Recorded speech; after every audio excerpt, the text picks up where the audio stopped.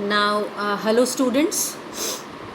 In this video of mine, I will give you the vivid description of Dover Beach. This poem is written by one of the very famous poets, Matthew Arnold. और इनकी poems अगर आप इनके बारे में पढ़ेंगे तो he was an English poet और 19th century में इनकी poems जो थी वो बहुत ज़्यादा famous हो रही थी. इन्होंने हर subject यानी कि हर टॉपिक से रिलेटेड इनकी पोएम्स थी, जो नेचर से भी रिलेटेड थी, सोसाइटी से भी रिलेटेड थी और मॉरल वैल्यूज़ जो होती हैं उनसे भी रिलेटेड थी. ठीक है. और आर्नल्ड को विक्टोरियन पोइट बोला जाता है, ग्रेट विक्टोरियन पोइट बोला जाता है. और इस पोएम में भी आप देखेंगे उन्होंने विक्टोरियन एज के बारे में ही बताया है. ठीक है. ये पोएम को लिखने का जो इंटेंशन पोइट का था वो विक्टोरियन एरा में एक तरह का कॉन्फ्लिक्ट चल रहा था लोगों के माइंड में, उसको एक्सप्लेन करने का था. उसके बारे में बताने के लिए उन्होंने ये पोएम लिखी. इस पोएम का थीम है, पोएट ने कौन सा थीम रिफ्लेक्ट किया है कि why people do not have full faith in God. क्योंकि विक्टोरियन एरा के पहले लोगों का गॉड में, जीसस क्राइस्ट में 100% बिलीव होता था. लोग पॉजिटिव अप्रोच रखते थे लाइफ को लेकर के, लोग ऑप्टिमिस्टिक होते थे लाइफ को लेकर के. लोगों को लगता था कि अर्थ पे जो कुछ भी हो रहा है उसकी रिस्पॉन्सिबिलिटी जो है वो सिर्फ़ और सिर्फ गॉड की है. ठीक है. But all of a sudden एक इंसिडेंट हुआ जिसकी वजह से लोगों का जो फेथ था गॉड में और रिलीजन में वो डिक्लाइन हो गया, वो डिक्रीज़ हो गया. ठीक है. एक साइंटिस्ट थे जिनका नाम था डार्विन. उन्होंने थ्योरी ऑफ एवोल्यूशन निकाला.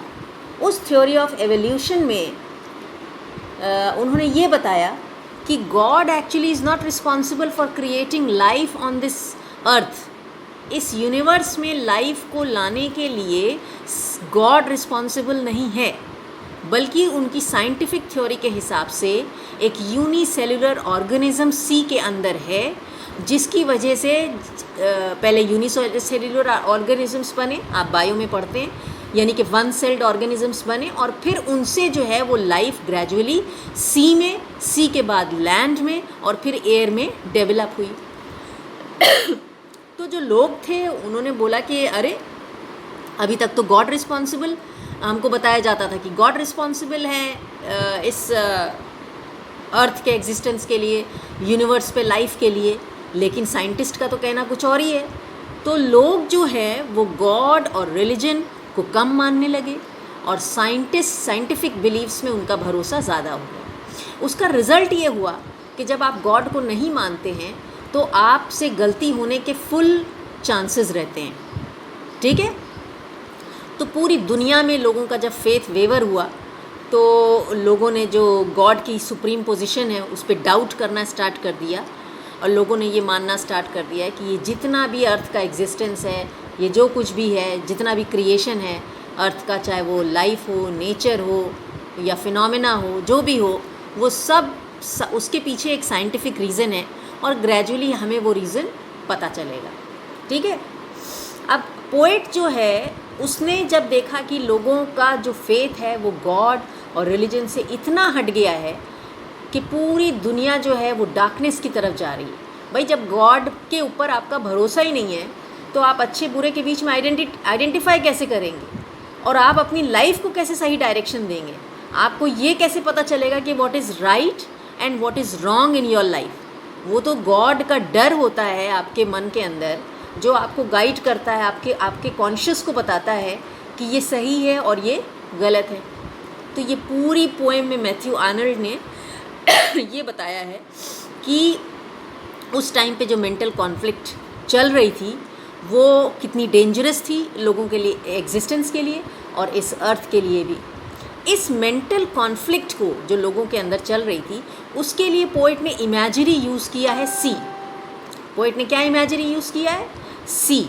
और इस इमेजरी के हेल्प से पोएट ने बताया है कि कैसे हमको इस बात को मानना पड़ेगा कि इस अर्थ को बनाने में, इस अर्थ को डायरेक्शन देने में गॉड का बहुत मेजर रोल है.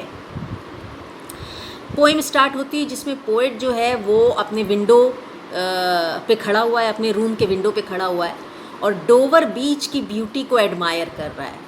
ये जो सी है वो कौन सा सी है, कौन सा सी साइड है, डोवर बीच, ठीक है।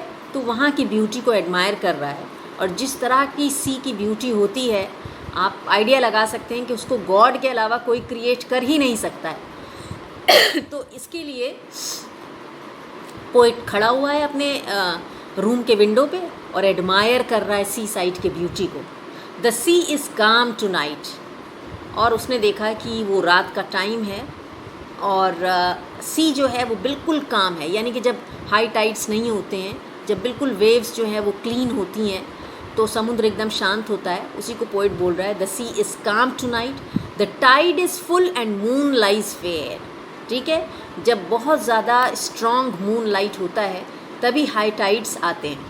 तो पोइट बोल रहा है कि धीरे धीरे टाइड्स यानी कि वेव्स जो है वो आगे बढ़ रही हैं, क्योंकि मून लाइट इंक्रीज़ हो रही है।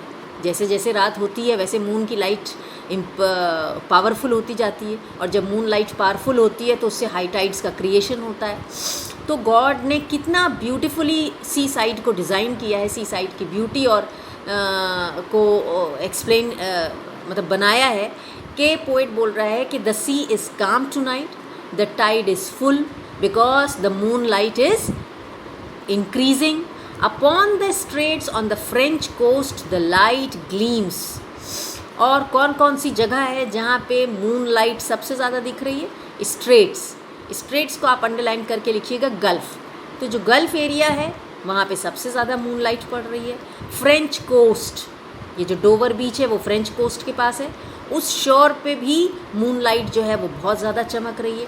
It gleams and is gone, पहले तो वो शाइन कर रही है, फिर यहाँ पे ग्लीम्स का मतलब है डिम हो जाना, फिर धीरे धीरे करके वो डिम हो रही है, and then finally it is gone. तो मून लाइट पूरे रात नहीं रहती है, अगर आप नोटिस करें। एक टाइम होता है जब मून लाइट आती है, और वही टाइम होता है जब सी साइड सबसे ज़्यादा ब्यूटीफुल दिखता है। तो पोइट बोल रहा है कि मेरे हिसाब से आज सी की ब्यूटी जो है वो काम है, पीसफुल है, टाइड फुल है, क्योंकि मून लाइट धीरे धीरे इंक्रीज़ कर रहा है। गल्फ़ पे पड़ रही है, फ्रेंच कोस्ट पे लाइट पड़ रही है, और फिर धीरे धीरे वो डिम हो रही है, और फिर फाइनली वो चली जा रही है। The cliffs of England stand, cliffs small rocks को बोलते हैं। अक्सर सी साइड के कॉर्नर कॉर्नर पे आप देखें क्लिफ्स होते हैं। तो उन्हीं क्लिफ्स की ब्यूटी को डिस्क्राइब करते हुए पोइट बोल रहा है कि इंग्लैंड के जो रॉक्स हैं वो और इस ब्यूटी को बढ़ा रहे हैं सी साइड के। ग्लिमरिंग एंड वास्ट, ये जो क्लिफ्स के ऊपर मून लाइट पड़ रही है वो इस सी साइड की ब्यूटी को और इन्हांस कर रही है, पावरफुल बना रही है, इंक्रीज़ कर रही है। Out in the tranquil bay, tranquil का मतलब है काम और बे का मतलब है स्ट्रेट। स्ट्रेट वही गल्फ़, और ये भी बे जो है वो स्ट्रेट है, और ट्रैंक्विल का मतलब होता है पीसफुल, काम, सीरीन। तो ये जो क्लिफ्स हैं, जैसे फ्रेंच कोस्ट ब्यूटीफुल लग रहा है, वैसे ही ये जो क्लिफ्स हैं ये भी शाइनिंग है और ये भी ब्यूटी को ऐड कर रहे हैं। Come to the window sweet is the night air.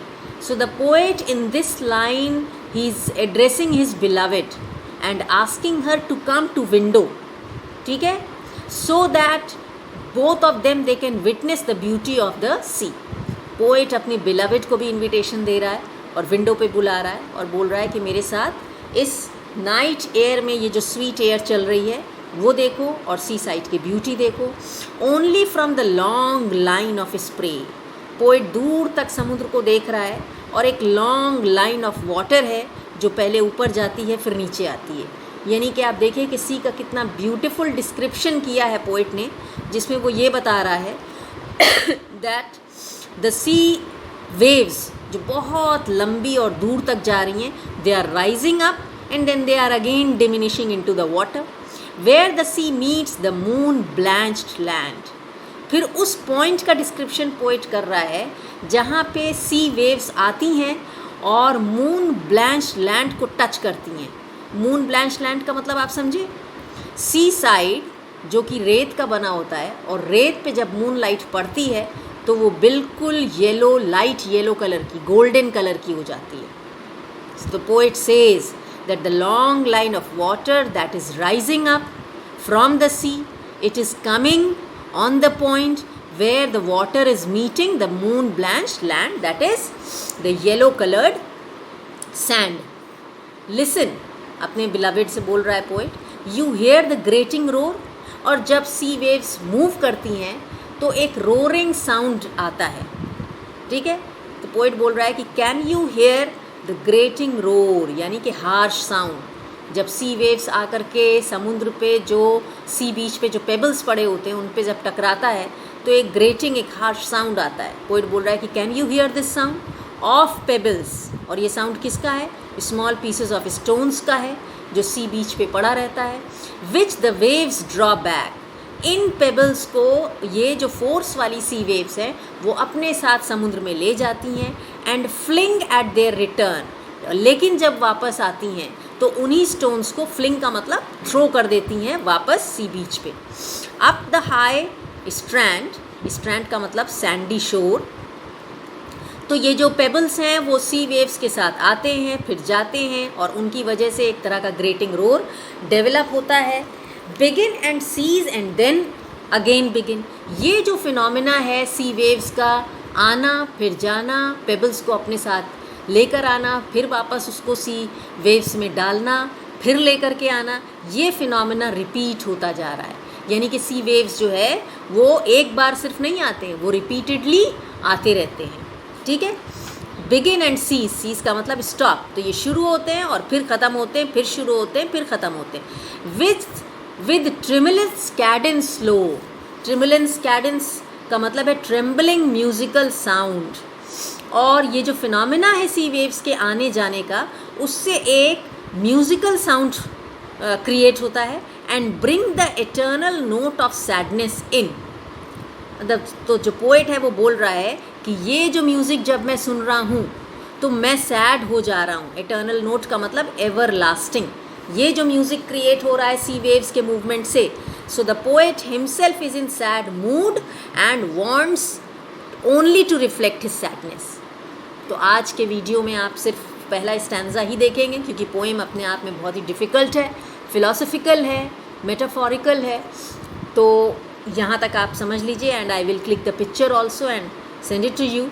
कि लास्ट 2 लाइन्स में पोएट अपनी फीलिंग को एक्सप्रेस कर रहा है, बोल रहा है कि I am sad although the beauty of the sea is so great, कि मैं उसको एडमायर कर रहा हूँ, but I am sad because people do not understand that only God can create such beauty. आपको बात समझ आई? पोएट का सी बीच की ब्यूटी को डिस्क्राइब करने का इंटेंशन यही है कि उनको ये लोगों को बता सके कि ऐसी ब्यूटी, ऐसा फिनोमिना, ऐसा नेचुरल क्रिएशन सिर्फ और सिर्फ गॉड कर सकता है, कोई साइंटिस्ट नहीं कर सकता। तो आज के लिए बस आप इस वीडियो में आप पहला स्टैंजा ही इसको समझेंगे, ठीक है।